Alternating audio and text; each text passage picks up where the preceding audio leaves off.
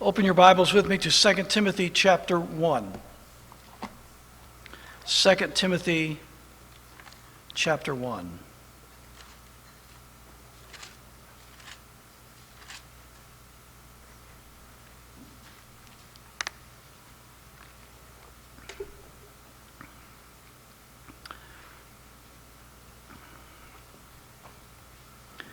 Let's begin reading in verse 1 to get the context of what I want to call your attention to. Paul, an apostle of Jesus Christ by the will of God, according to the promise of life which is in Christ Jesus, to Timothy, my dearly beloved son, grace, mercy, and peace from God the Father and Jesus Christ our Lord. I thank God, whom I serve from my forefathers with pure conscience, that without ceasing I have remembrance of thee in my prayers night and day, greatly desiring to see thee, being mindful of thy tears, that I may be filled with joy. When I call to remembrance, and this is the verse I want to focus on, when I call to remembrance the unfeigned faith that is in thee, which dwelt first in thy grandmother Lois and in thy mother Eunice, and I am persuaded that in thee also. Notice, before Timothy found the Lord, his mother and grandmother had first found the Lord. Timothy was the son of a Christian mother and an unbelieving pagan father. Timothy did not have a Christian dad, but he did have a Christian mom, and he had a Christian grandmother. And Paul is honoring Timothy's mother and grandmother and giving them the recognition they deserve in the part they played in the faith that Timothy had in his life. So, in addition to that, I will quote the verse that you can turn to it later or now if you want. Ephesians chapter 6, verses 2 and 3. Honor thy father and mother, which is the first commandment with promise. That is the first of the 10 commandments that has a promise associated with the commandment. And the promise is that it may be well with thee, and thou mayest live long on the earth. How we honor our parents is very important in the eyes of God. It's so important that God associated a promise with it. I will give long life to those who will honor their father and their mother. A general promise that God has made, signifying how important it is to the Lord that we honor both our mother and our father. I understand, especially in the current environment in which we live, that not every person in the sound of my voice and not every person in this room had the privilege of being raised by both biological parents, and B, by both mom and dad being Christian parents. And it seems that the more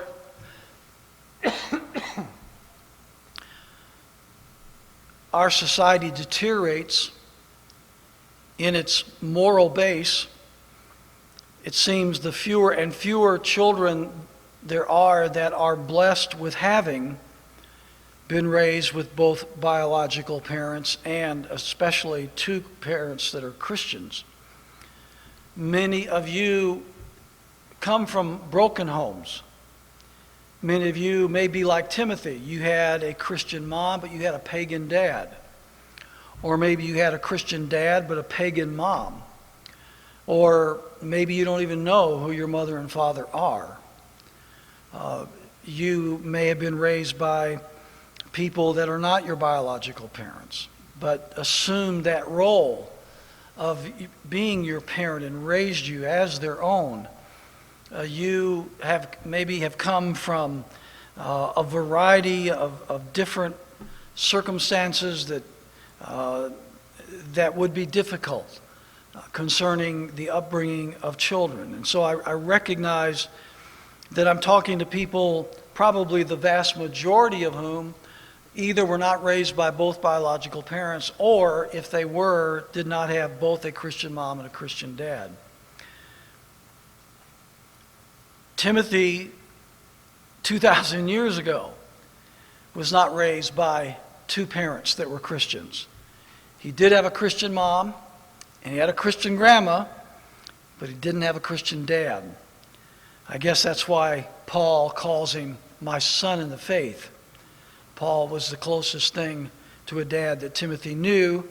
He was certainly his spiritual father and mentor, and they had that kind of a relationship all of Paul's life, and that was a blessing, I'm sure, for both men. I am just thankful, and I can claim no credit, of course, because none of us have a choice as to where and to whom we were born. Can I get an amen on that? We don't have a choice. So all I can do is just thank the Lord and give tribute to my upbringing, that I was born and raised in a home with both my biological mother and father, and in a home where both parents were born again Christians. So I grew up in a Christian home, and I'm very thankful for it. There's no question that most of what I am is because of the influence of my parents. In my many years of ministry, I have occasionally, from time to time, talked a little bit about my father. In fact, over the years, I have brought a message around the theme of honoring my dad. If you've been here for any number of years, I'm sure you've heard me at least in some way, and maybe even in one message. I think I preached a message not too long ago about my dad. I don't know that I have ever preached an entire message in praise of my mother. If I have, I don't remember it, to my embarrassment. So on this Mother's Day, I want to bring praise and honor to my mother. This is the 19th Mother's Day without me being able to say Happy Mom's Day to my mom. She's been in heaven for over 19 years now.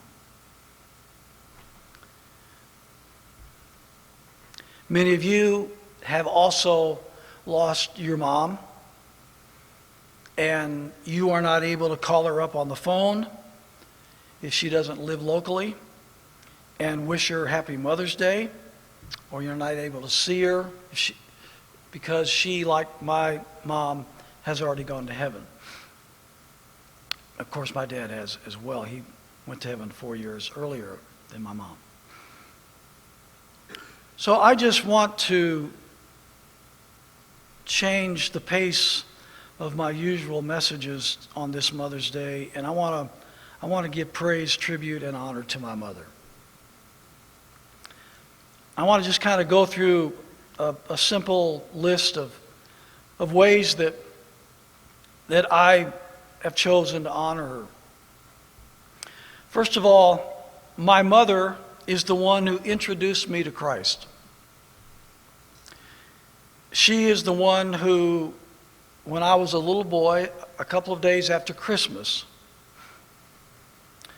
was burdened for my soul, and she put me up on her lap. And she quoted me John 3:16, and she told me the gospel story about how Jesus went to the cross to die for my sins. She was the first person to introduce me to Jesus Christ. Whoever the person was that introduced you to Christ will be special to you for all of your life. And whenever you realize that it was your mother that introduced you to Christ, it makes her even all the more special. Secondly, about my mom, and this may almost sound superfluous, but nowadays it's not. My mother really, truly loved me. She loved me.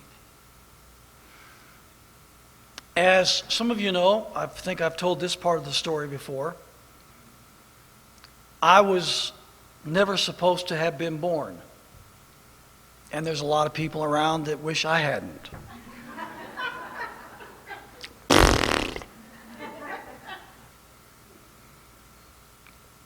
My mom had health problems from her early years, and in the prime of her childbearing years, she was not able to conceive a child.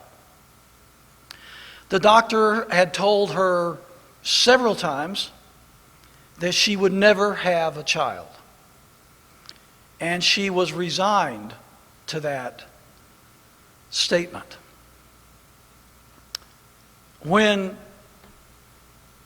my dad got saved after a life of alcoholism, which many of you know that story, we have his life testimony on the table that we give away free of charge. And this week we've had a lot of people that have requested my dad's free life story testimony that we'll send to anybody that wants it. If you have somebody that you know that is addicted to alcohol or drugs, or a loved one of an alcoholic or a drug addict, we will be glad to send you my dad's real true life testimony CD. If you'll just give us your name and address, or somebody else that you want us to send it to, we'll be glad to do that, no charge. A lot of people have done that this week, as a matter of fact. But after my dad got saved and met my mother, and they became man and wife, my dad, saved out of a terrible life of alcoholism, began praying the impossible prayer. You know, you hear about the song, The Impossible Dream. Well, my dad prayed the impossible prayer. He prayed that he would have a son. And he prayed that his son would grow up to be a preacher. Mom was not supposed to be able to have a child. But here I am, folks. At the age of 40, I was born to my mother. And I remember my mom saying to friends, as you know, when I was a little guy, and she would be recounting how she was able to conceive after being told that she would never be able to conceive. And how that she was the youngest of several siblings. So growing up, she was never around small children. She was the smallest child, and she was several years younger than her nearest sibling. So she grew up being the youngest and was never really around small children growing up. And then never able to have a child through the younger years of womanhood. So she had now lived to this point in life without having a child. and without really being around small children as a young lady. And I remember her telling her friends, and at the time, you know, when you're a kid, you don't really take in these things. But I've thought about it a lot later. She would say to her friends, you know, when I first became pregnant with Charles, she's the only one that calls me that. Don't get any ideas. She said, I wonder if I will love him. That was a question she had. Well, she didn't have to worry about it because she loved her little boy. Boy, did she love me. I grew up knowing that my dad and my mom loved me. And I hope that when your children are still home and sitting at your table and sleeping under your roof, Mom and Dad, if you don't do anything else, be sure your children know you love them. Be sure they know you love them. Mom convinced me, Dad did too, that they loved me. She really did. The next thing about my mom that maybe you may not know is, for the most part, my mother is the one who raised me. My dad was a welder by trade, and he worked at a couple of different large companies. One was the Alice Chalmers Company, the other was the New York Blower Company. He was a master welder, as good at his trade as any man I've ever seen. When Dad retired from the New York Blower Company, the owner of the company said at his retirement, Ed, if I had 50 welders like you, I could lay the entire rest of the plant off. Dad was an incredible welder. He welded. He helped to weld the arch in St. Louis. He worked on several of the major buildings around the country that are now part of our landscape. He was just in high demand as a welder. As a welder, he chose to work the second shift from 3 to midnight. That was his choice. Later in life, I was a man and had my own children and my own family, and Dad apologized to me for that one. He said I was very selfish. I didn't have to work the second shift. I chose to work it. Dad hated to get up with an alarm clock. So I get it honestly. Don't bother me. And he chose to work the second shift. He was a night owl. I remember sometimes he'd come in from work about 12:30 or 1:45, and he'd shave and shower and eat and fix himself something to eat and read the newspaper. And sometimes when I got older especially, I would wake up when he got home and I would get up with him, and that's whenever he taught me the books of the Bible and all that kind of stuff in the wee mornings of the hour. But working the shift that he did, I would come home from school and he would go to work. I mean, I'd get up and go to school. He was in bed. I'd come home from school. He'd go to work. So I during the weekdays, I said hi and bye was about all I got a chance to see to Dad during the daytime, if that. So it was Mom that raised me. Mom was the one that was with me every night. She is the one that was there for me. She's the one that didn't just feed me and all that kind of thing, but she was the one I talked with. She was the one that I fellowshiped with. She's the one that taught me life lessons and all these things that you would do in the evening with a parent. And being raised as an only child. I know that's another part of my problem. There was no one else to talk to but my mom. We did not have television when I was growing up. Can you believe that? We didn't get television in our house until I was up in my teens. The only time that I got to see television was my friend, about a block or so away. His dad owned a sporting goods store, so he was a rich guy. So they had television in their house. So on Saturday morning, I would get up early and I would run to Johnny's house, and I'd spend all morning and most of the afternoon watching cartoons over at Johnny's house. And then we'd eat lunch, then we'd go out and play all day. But that was the only time I got to see television. So my only television experience growing up was Saturday morning cartoons. We did not own a television until much later.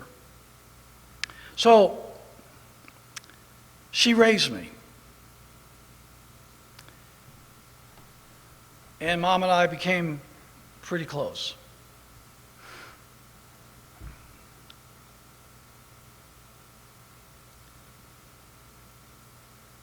And I just want to say this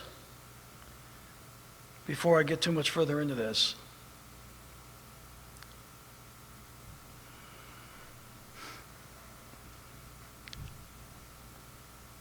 I'm honoring my mother today,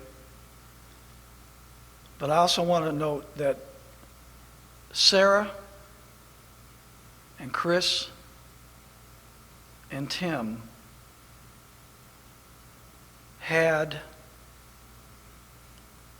as great a mother as ever walked this earth.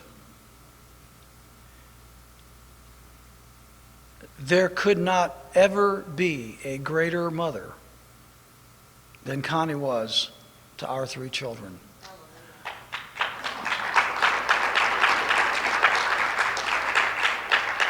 And you 3, I'm sure you know how wonderful your mother is, but you will not really know how wonderful your mother is until she's gone. And so I encourage you to do everything you can to let your mother know how much you love her now while you have the opportunity to do so. I wish I had done more of that after I became an adult. We get busy with our own families, our work, our own lives, and we take our parents for granted. And we don't let them know enough or as much as we should how important they are and how much we appreciate them.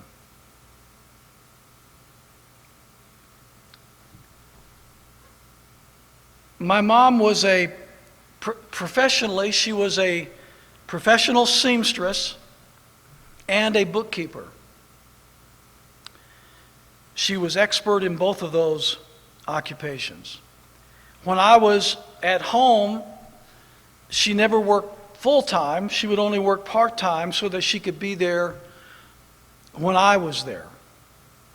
But she was an outstanding seamstress. She worked professionally in that trade. And then later, she was a professional bookkeeper at a large business there in our city. My mom was a meticulous housekeeper and a very good cook.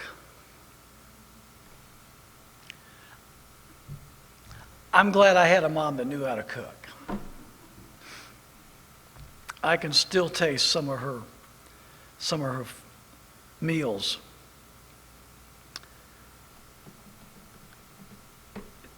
To show you how much of a housekeeper she was, when she found out that I was engaged, or that I had chosen the one that I was going to marry, the first thing she asked me,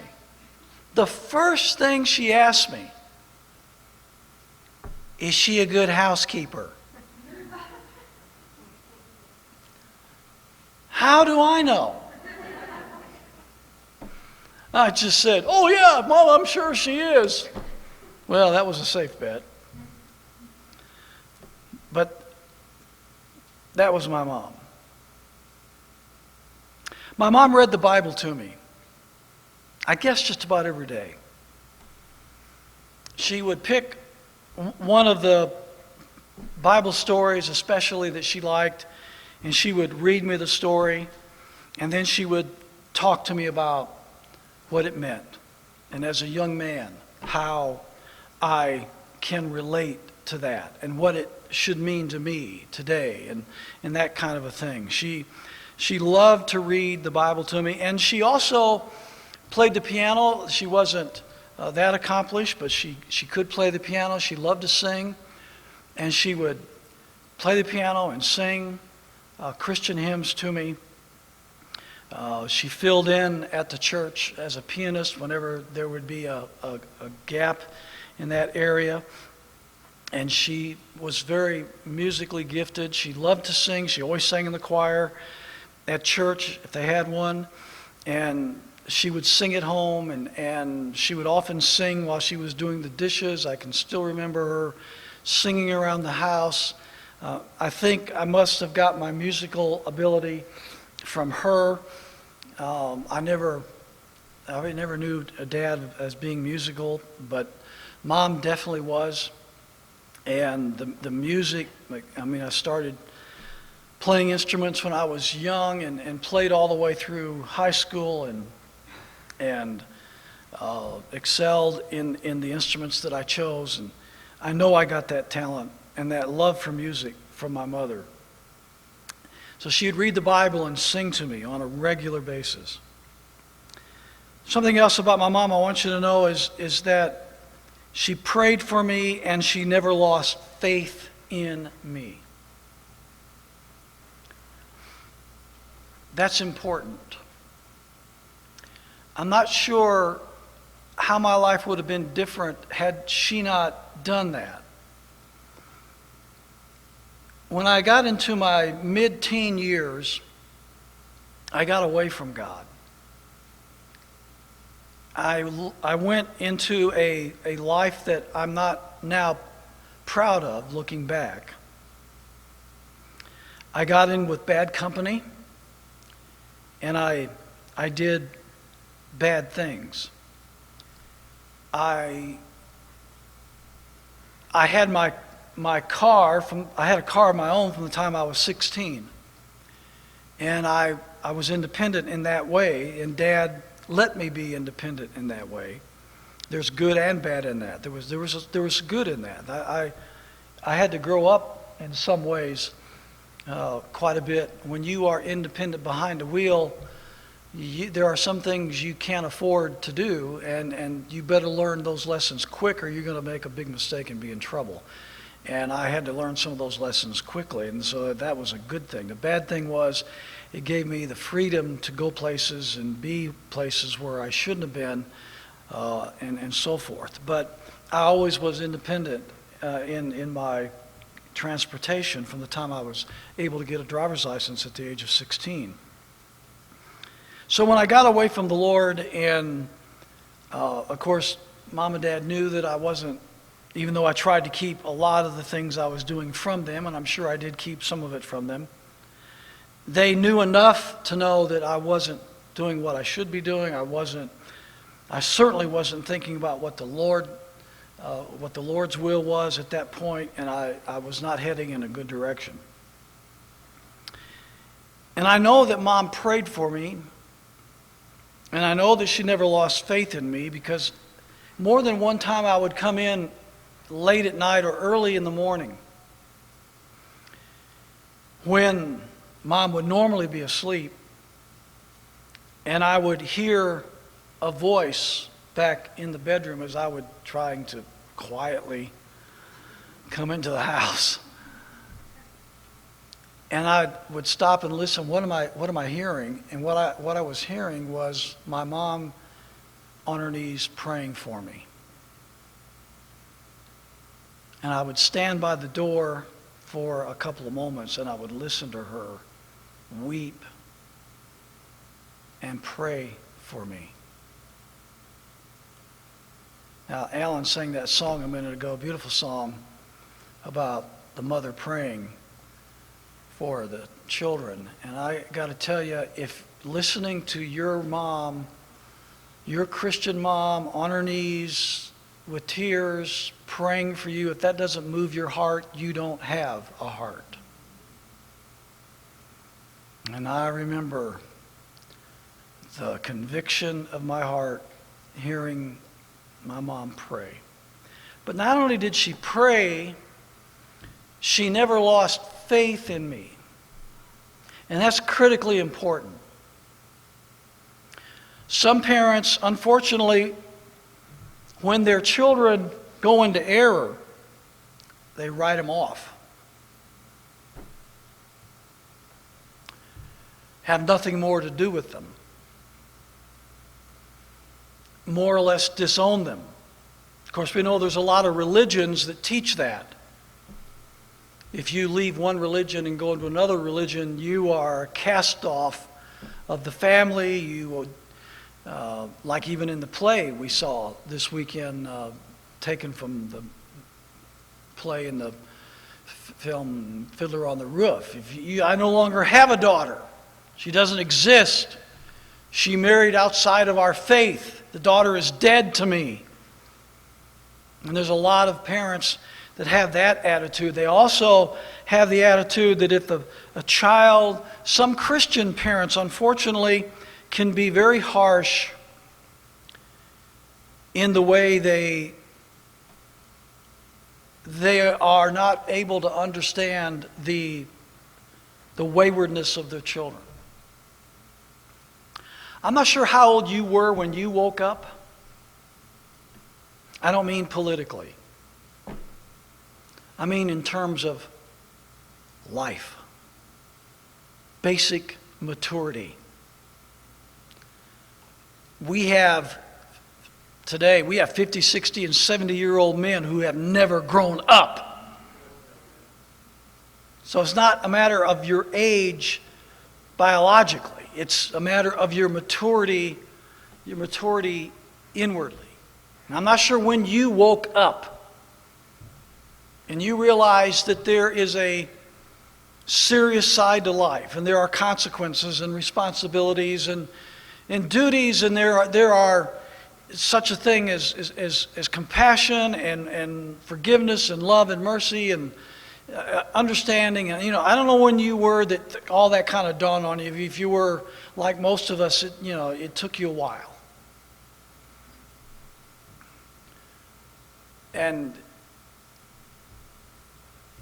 about the time you figure it out, you wish you could go back and do it all over again, but you can't because it's over. So they don't. Everything is black and white with these people. Everything is right and wrong, and there is right and wrong. I'm not saying there's not. But we're talking about a parent-child relationship. We're talking about loving your children and expressing confidence and faith in them even when they're not doing what you think they should be doing. And I remember Mom would come to me often during my years of rebellion. And of course, she didn't know that I was standing outside the door once in a while listening to her pray. So she would say, "Charles, I just want you to know, I don't believe for 1 minute that you're going to stay away from God forever. I don't believe for 1 minute that you're not going to come to your senses and you're not going to have a change in your life. I don't believe for a minute. I have total faith in God and in you that you are going to make something of yourself. You're going to be something special in the eyes of God. You're going to do something special in the eyes of God. And I am not giving up on you, and I have faith in you and faith in God, and I believe that with all of my heart. And she would tell me that more than once.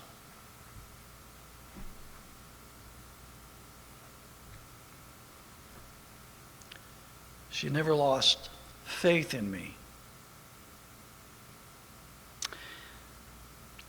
My mother always listened to my problems and my confessions.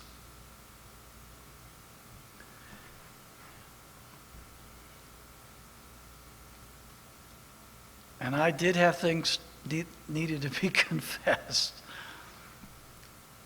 And I didn't want to confess them to Dad. I just didn't. But I could go to Mom. And I could tell her my deepest problems. I could tell her when I'm talking about as a little boy, when I had sinned, I didn't tell her the stuff I was doing when I was older. But when I was a little guy, I'd tell her the things I had done that were wrong. I would confide in her. And she was always understanding, compassionate, never judgmental. And she would tell me straight out when I needed to be told something was right or wrong. Don't get me wrong. She was not a pushover. I couldn't go to Mom and try to finagle her to get me to do something when Dad had said, don't, like how some kids do. Mom says no, so they go to Dad, and Dad says no, so they go to Mom. Well, Mom said it. I knew I couldn't do that. And that was the biggest waste of time on L Street. It just wouldn't work. I never tried that. Mom was not the disciplinarian per se in the home. Dad was. Dad had this board that was about 12 feet long and about 6 foot wide, and it had holes in it. And he'd take me down to the, it used to be a chicken coop that we didn't have chickens, and all we had were snakes, and so we called it the snake house. He'd take me down to the snake house, and he would apply the Board of Education to the seat of knowledge. So Dad was basically the disciplinarian, but Mom could be also. If things were more immediate in nature, Mom didn't wield the board. We had 2 cherry trees in our yard, and I've never seen anybody that was able to break off the limb of a cherry tree and strip the branch bare and lay it to my backside. And she wasn't really particularly accurate in terms of exactly where it hit. As long as it hit flesh, that's the only thing she cared about. And she was as fast as I was. I couldn't outrun her. So she had her times when discipline was definitely part of her nature. But when I would come to her with problems and a contrite heart, oh boy, she was so loving, so merciful, so compassionate.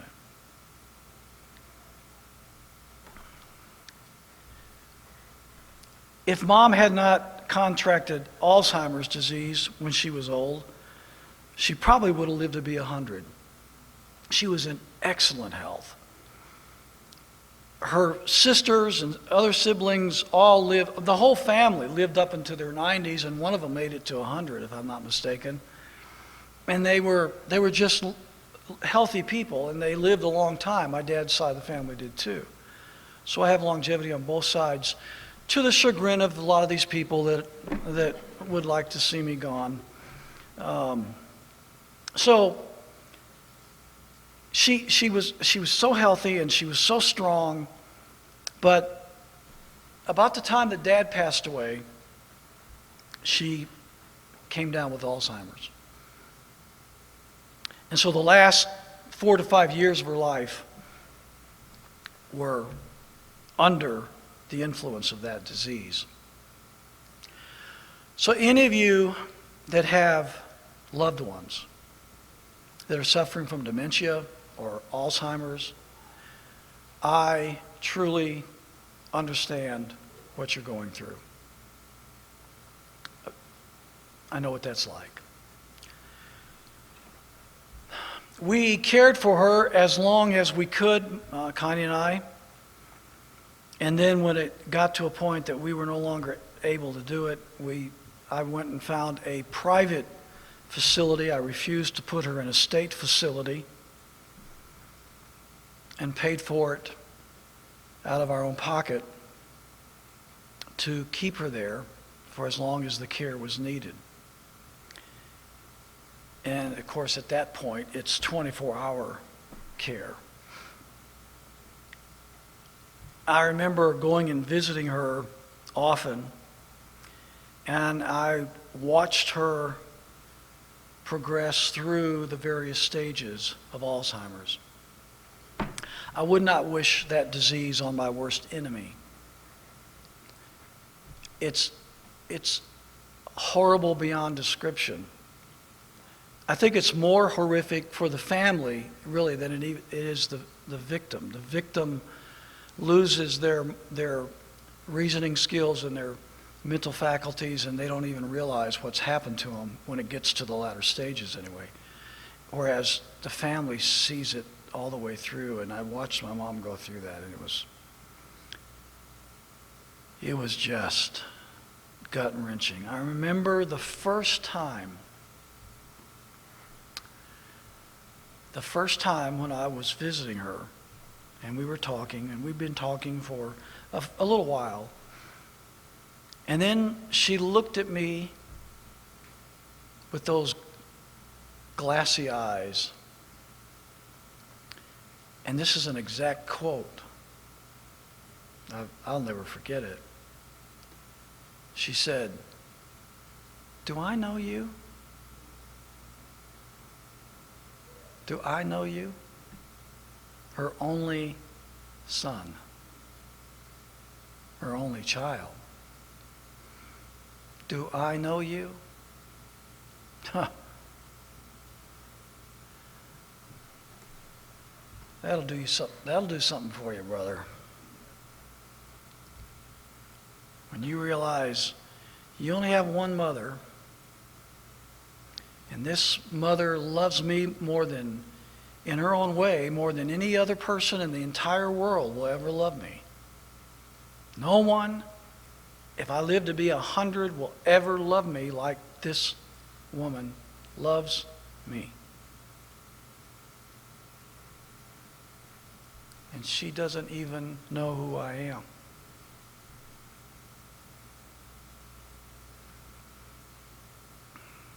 And she suffered with that for several years and then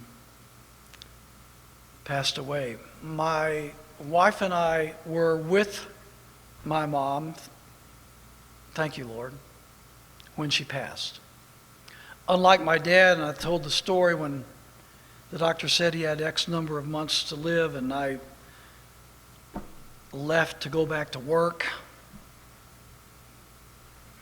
and minister to people that I later discovered could have cared less whether I ministered to them or not. I felt I had a duty to go back and minister to them. So I left my dad on his deathbed. And the doctor, I asked, how much time does Dad have? If I go back I'm gone for a few days, and the doctor, of course, doctors don't know. It's all a guessing game with them. And he told me, it could be days, it could be months, no one knows. He said, well, I think you've got a month or so. Well, I didn't have a month. Went home, preached to people that didn't care,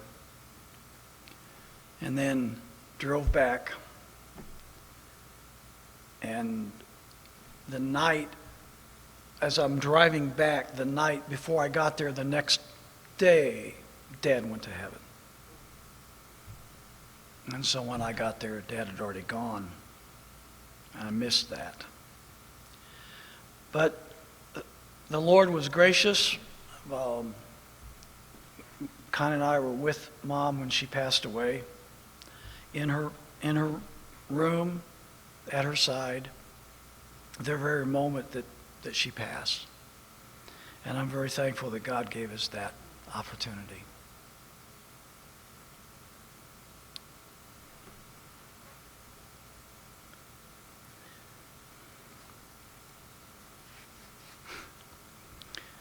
And then I only have one more point to this.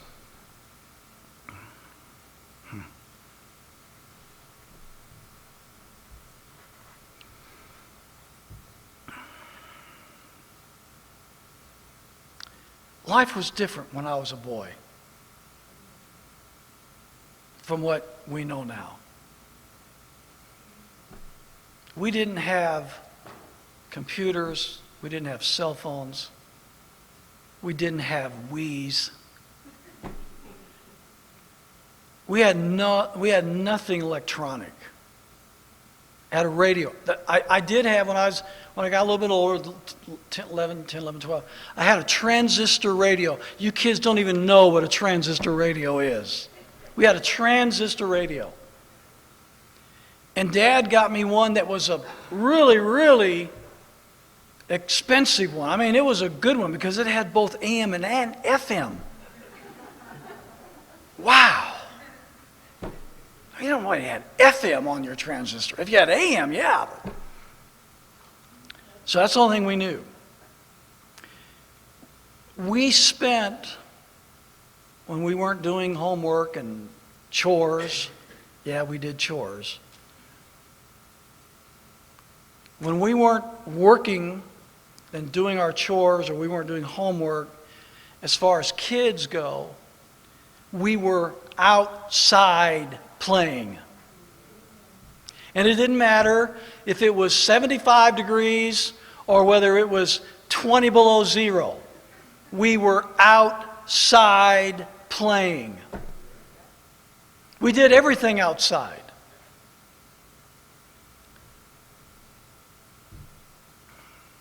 And something else about my mom that I think it maybe just give you a little bit more insight to her. All the kids in the neighborhood would come to my house to play. I mean, if they were going to go to a house to play, it would be my house, be my yard. Mom would cook a lunch, whatever it was, for all the kids, and it was just a place that the neighborhood came to. My house became the hub of the kids playing together. We'd play kick the can outside of front of our house, and we'd play roller derby or going around our house, and we'd play, war and cowboys and Indians, and we had I had apple trees in our yard. Maybe that's why they came. We had apple trees, and we'd have apple fights, and we had BB gun fights, and how stupid looking back on that. So we just did a lot around our house, and when we weren't at our house, we were wherever. We were all over the neighborhood,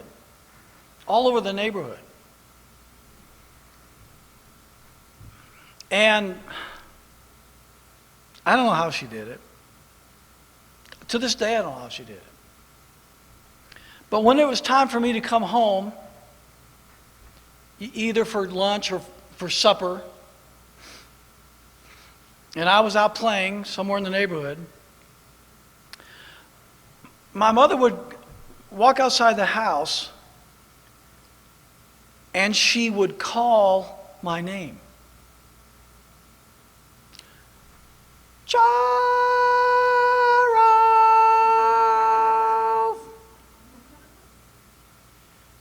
I don't care where I was in the neighborhood, I heard her. I couldn't do that. How could you do that? Stand at 308 L Street and be heard over at 121 4th Street. But I always heard her. She was the one who called me home.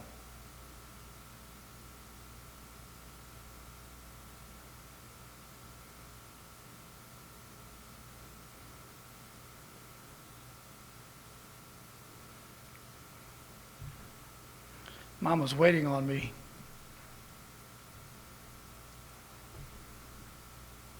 And the little boy in me comes out, and I think one day Mama's going to call me home. One day Mama's going to call me home.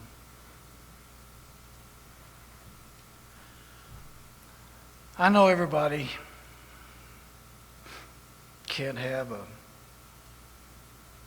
a wonderful Christian mom. Not everybody can have a wonderful Christian dad.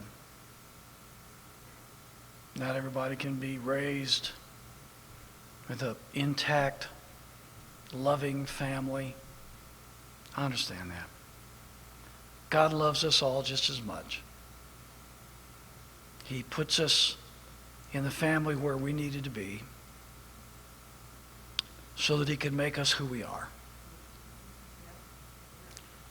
And so a lot of the things that people have had to go through in the homes that were less than perfect, God used that in their lives to help make them who and what they are. And it was painful. My wife did not grow up in a intact Christian home. My wife did not have a Christian father. She had a drunkard father who made life at their house a veritable hell. But Connie did have a wonderful mother and grandmother, and many of you that have had less than perfect upbringings, you are who you are in part because God used that imperfect beginning of your life to help make you who you are today. But the Bible tells me that I am to honor my mother and my father. And so on this Mother's Day, the 19th Mother's Day after my mom passed, I'm hopefully accomplishing somewhat what is my duty to do and tell you and all of you about my wonderful mother. And I am absolutely confident that I would not be the man I am today without her. I honor my mom today.